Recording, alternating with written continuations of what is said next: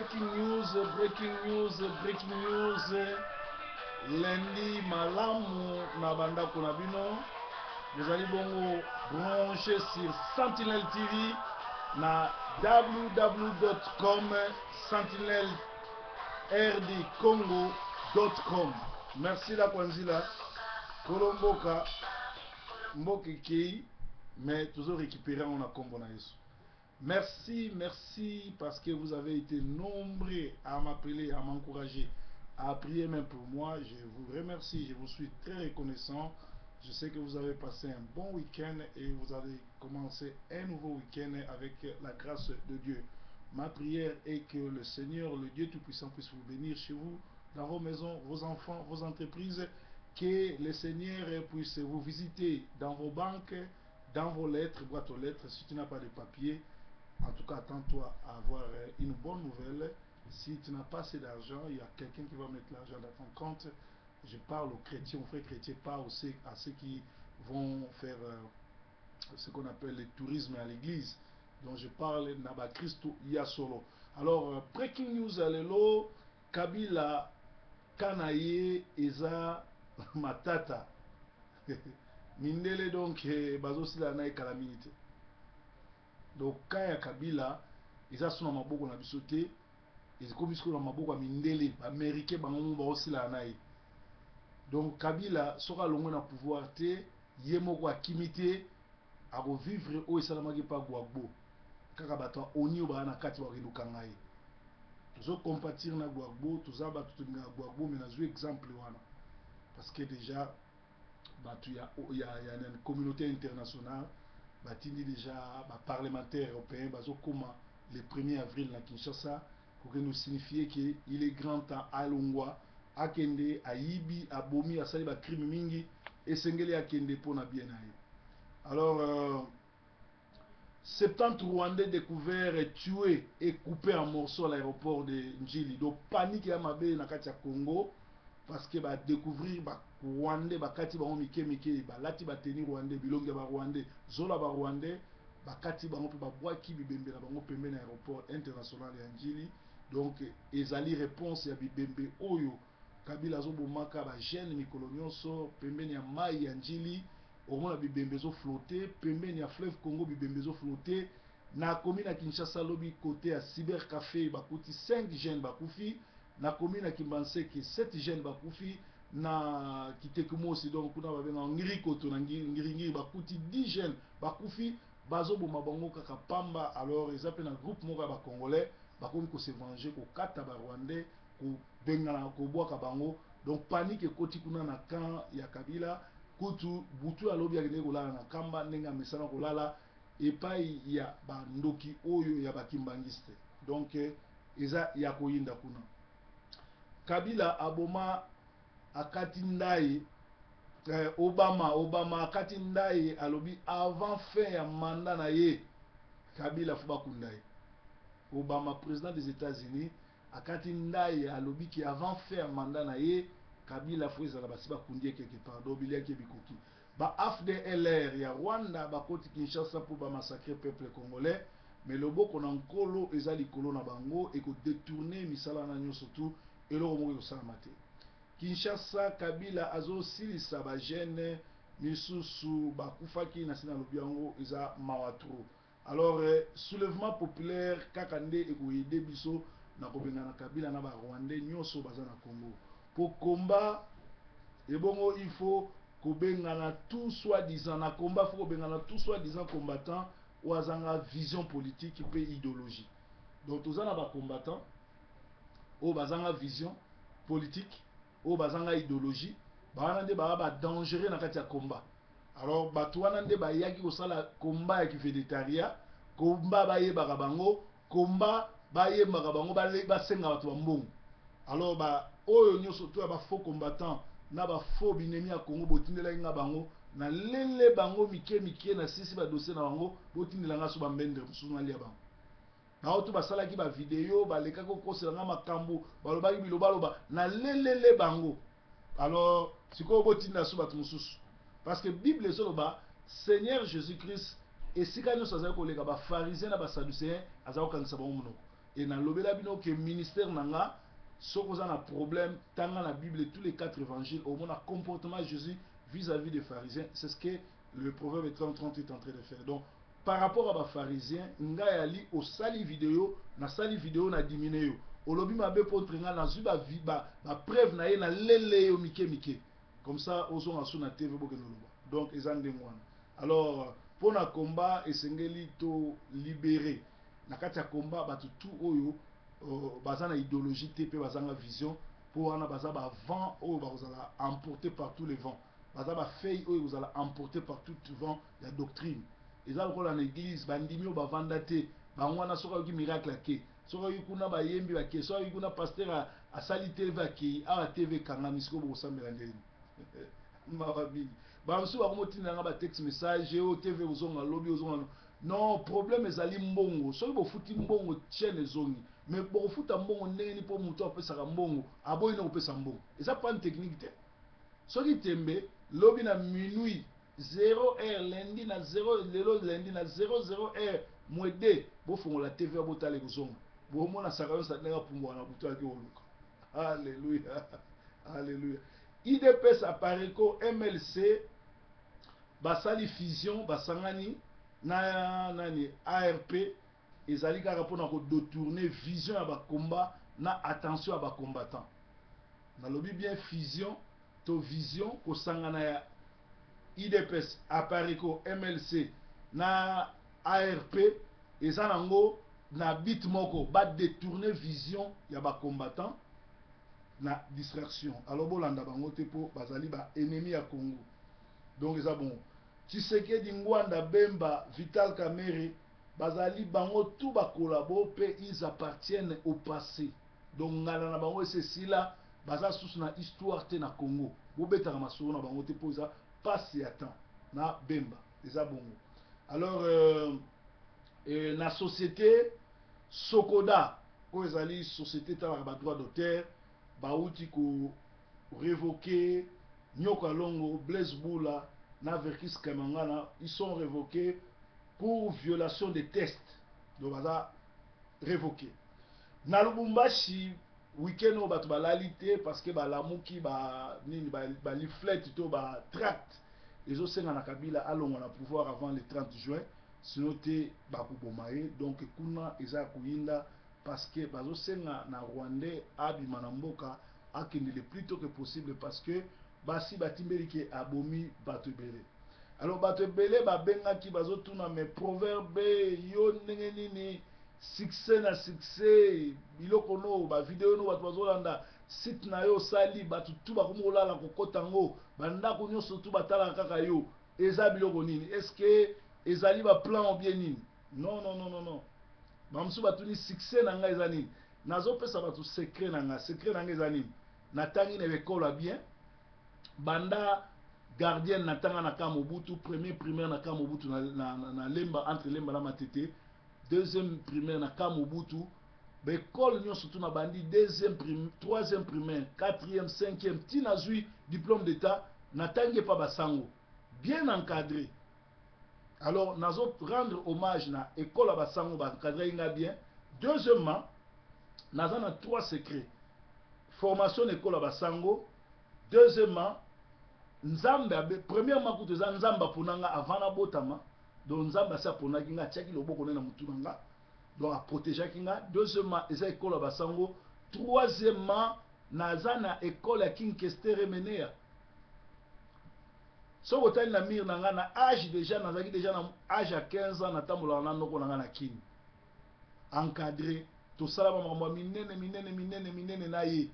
nazo vanda na ye nazoka ndenga lobaka nazoka donc nazaki moko ya ba disciple na banaye koyoka makambo ya christianisation avant que bato musu baye bango donc encadrement ya Kinkestere Menea molimo nzambe na kati nanga na ekola basango ezo sala fruit na ngai donc secret na ngai yango wana donc mawatro maladi moko ekoti na kine balobi lemba na bandal bazowelela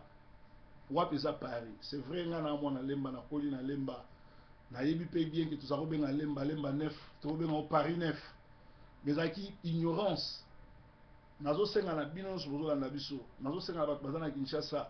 naza fier ya kozala Kinois et puis nazo yebisa bino que Lemba Bandal n'a rien à voir avec Paris parce que Lemba na Bandal l'équipe Paris musika. Alors kolobake Lemba eza Paris, kolobake Bandal c'est Paris, Yolo Dallas ngaba soki nini matete oni britannique c'est Lemba au Japon, Masina Kingasani Chine populaire, Bandal comme Paris, ezali basse CP ezali eza lokola esclavagisme eza ndenge moko lelo.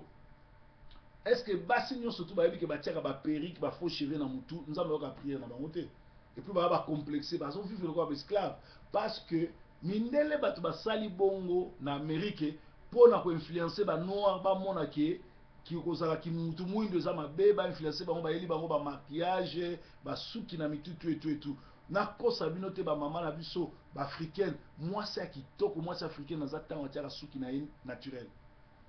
na ko permettre mwasi atikanga ba suki ya ba rasta o ba bengaka ba mèche ya milai tia na part ba mèche ko bakisa ba perruque ani tala basi nyonso bo tala ba photo na bino bo mwana le bozaki naturel ndenge bible ezolo bango na 1 Timothée 2 banda na 1 Tina 15 okomona banda na 2 Tina 15 okomona ke mwasi africaine aza kitoko sans ba raboter sans ba biloko wana ba misu mais ba misu so mona otie suki ezobima solo mabe tango na lobaka o proverbe bazoloba o afingi mais non soki biso tolobi te na oloba tozoke na classe na l'église tout omona otie suki na yo wana ya mabe oyo ovanda liboso ya mutu na ba solo moye mutu asambela bien eza te mpo basola suki ezoyuta na mutu na et puis basuki wana ezo empêcher bino bo travailler bokuta gloire ya nzambe ekotala bino mpo nani eza basuki ya bato bakufa eza basuki bakabi yango na nini na badiebal yo oyo kotia yango na mutu kota na internet beta na google www.lechevetdutemple.com okomona basuki botiaka na mutu eza basuki oyo baasiatique bakenda kopesa yango deja mpa basatan donc eza bien te kotia na mutu mpe na koyebisa bino mwasi africain na kitoko aza mwasi aza naturel mwasi naturel nde azala kitoko donc nazo encourage basi na biso bozala naturel donc bolongwa na kati ya système oyo mindele balinga balakisa bino ke mwasi mpo azala bien fo atia rabote mwasi mpo azala bien fo abakisa basuki wana bacheve wana oyo lelo misusu ezolongola bango basuki misusu ekoti maladi misusu ebebisi bomoi na bino donc ezali mabe mingi koloba ke Paris Bandal na Lemba eza Paris non ambiance eza na Bandal na Paris na mona yango te betidia loyenge oyo eza na Lemba bafikile foire tout Lemba terminus natika komona yango na poto te. Alors pourquoi bata Kinshasa bazomona lokola baza diminutif ya poto et pourtant mindele bazolongwa awa bazokende koluka kosala mbongo na Afrique donc tolongola biloko wana na bandeko na biso ya koloba Bandal c'est Paris Lemba c'est Paris Lemba na Bandal bakoma même na niveau baluka babunda po bazoyela Paris c'est révoltant ça c'est la bassesse alors ezali mawa mingi Bandal na Lemba l'équipe Paris mosika do eza complexe tout ma complexe wana na concours ya biloko ya kolia soki yo moko osilisi kolia biloko ya mama na bino te nana ngo olela bino biloko ya mama na bino so boza na concours ya biloko ya kolia boye na biloko na bandako na bino boye nango po bolia mwana luka kosisa biloko ya mama na ye parce que ba mama nyonso tout o ba bota biso baza ba meilleure cuisinière na monde ngala otiko mona mwasi alamba oleka mama na ngati pour mama na nga ayebi cuisine kolisa nga donc très mystique mama na nga songo anka vous comprenez donc mwasi nyonso tout il faut aluka s'adapter comme lokola mama na yo po ba mama babatelaki biso basala nyonso mibali nyonso tout bakoyebisa yo ki ngana za na raison eza na cuisinière oyo aleki mama na ye na kolamba te et mutu nyonso tout soupe wa mama na ye abosana yango te. Alors soki boza na compétition batie bafufu euti na bandako ya bamama bato yo welela fufu ya ndako ya mama na bino eyi koloba tango oza mwana Lemba oza mwana Congo welisa kosala promotion ya mboka na yo kolobake Bandal c'est Paris Lemba c'est boye na boye donc eza mawa trop tokoti na religion awa nazoloba na Jean 8:32 balobi vous connaîtrez la vérité et la vérité vous affranchira vous connaîtrez la vérité et la vérité vous affranchira. Mais les gens qui sont bateau dans l'église, bateau ba wiba ba pasteur, bango moko ba boyi vérité. C'est-à-dire ba na quatre esclavagistes. Ba na quatre esclavagisme. Bible ezoloba esika nyonso tu molili yali. Soki mutu aza na molili otie mwinda eloko liboso esalaki miso pasi. Yango moni batutu bazoganga, batutu balobaka mabe mpona proverbe baza na kati ya molili. Olie bayamba mpole lumière oye éclaircir bango ezotalisa bango nzela baboyi bokotika na molili etali bino moko. Ba faux pasteur bazalaka toujours complexé ye moko omona azotia motema na mateya nete mais azokanisa mutu akuta na Amérique nde ayosala ministère na ye. Yango ozomona na Angleterre ba église ebele même na Poto na Paris Bruxelles partout boali ba église wana evanda na bayembi bauta Kinshasa bato basala ba ministère. Omona même pasteur awa so wela kozala nani modérateur ya musicien moko auti Kinshasa parce que bazana eloko nzambe te. Alors ba pasteur nyonso tout oya ba faux pasteur ba faux ba prophète foye bango so bobongwami te bokozalaka makala oyo ekozikisa bato bayebi nzambe te, bato baboya nzambe, bato balingaka makambo ya nzambe te, bato baboya Yesu. Bino ba pasteur wana bozala makala moto na bango na lifelo. Alléluia. Ingénieur azobongisa Olive TV ba kolabo alobi eza pasi po ezonga po il faut ofuta mbongo plus de 100 000 pounds. Alors pona na nini na eloko bakoma wana na se bakoma babenga JPG bakomi balongoli même komo na bango kombo ya Olive ezate, c'est-à-dire il faut ofuta mbongo po ezonga eza nango panne technique te. Alors soki bazotia tembe bolanda proverbe na internet ayebsinga boye alobi yebisa bango basala site na bango ya web basala lokola proverbe bazosala bato bazolanda ye kutu mingi eza pe lisumu te po bana mbongo kofuta te kuna na Kinshasa ebebeli bango mugalu aboyi koyamba bango amweke badefa bambongo mpo nonere ata badefi ezongi ekozala nango ya oyo baloba ya nini ya likukuma ekokata po grand sponsor aboyi kopesa mbongo. Donc bokosa bato te ko ezosala na internet eza panne technique yango eza moteur ya mutuka ekufi bien nini même moteur ya mutuka babongisa yango eza na panne moko te ya TV esanga une semaine mpo babongisaka TV. Yo moni yango moteur ya Touareg ou bien moteur ya Lamborghini soki mbongo akufuta eza te mpo na GPG toomona kombo na bino te. Donc bokosaka bato te eza bongo naseki bino moyen te. Bomeka lundi na minuit lelo lundi na minuit ozonga pa ezongi bomona sakarion sa obi na sakarion sa kuna na kati. Un soi-disant pasteur casse na Kinshasa auti ko bala 10e femme mais mwana wana bali aza mineur.